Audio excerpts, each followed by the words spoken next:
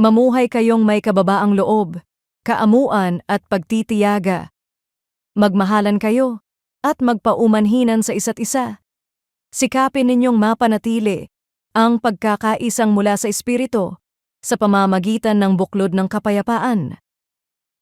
Sa isang pagpupulong, nagtalo ang ilan tungkol sa pagpili ng mga awitin. May gusto ng tradisyonal, may nais ng makabago. Uminit ang usapan, hanggang ang isang elder ay nagpapaalala ng salita ni Pablo. Ang pagkakaisa ay pinananatili sa kababaang loob, pagtitiyaga, at pag-ibig. Doon nila naunawaan, hindi ito tungkol sa kung sino ang panalo sa opinyon, kundi sa sabayang paglakad bilang iisang katawan kay Kristo. Inilarawan ni Pablo ang simbahan bilang isang katawan na iisa kay Kristo. Pero ang pagkakaisa ay hindi nangangahulugang pare-pareho tayo. Iba-iba ang ating pinagmulan, ugali, at panlasa. Kung sa sarili lang natin, madali tayong magkakawatak. Kaya't itinuro ni Pablo ang mga virtue na nagbubuklod sa atin.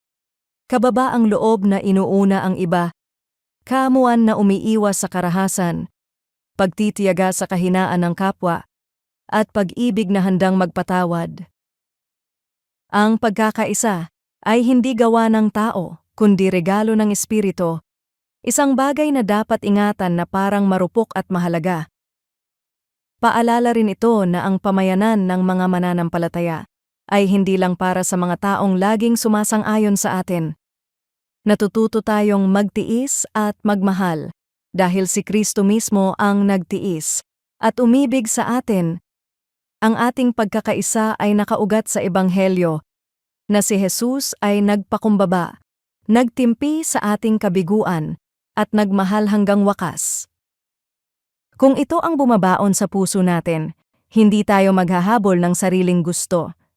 Sa halip, matututo tayong makinig, magpatawad agad, at pahalagahan ang kapayapaang ibinigay ni Kristo. Sa maliliit man na bagay, tulad ng pagpili ng kanta, o sa mas mabibigat na isyu, bawat sitwasyon ay pagkakataon upang ipakita ang kanyang biyaya. Paano mo maisasabuhay ang kababaang loob, pagtitiyaga, at pag-ibig sa iyong simbahan ngayong linggo upang mapanatili ang pagkakaisa sa Espiritu? Panginoon, salamat po dahil isinama mo ako sa pamilya mo. Tulungan mo akong pahalagahan ang pagkakaisang ibinigay mo sa akin kay Kristo.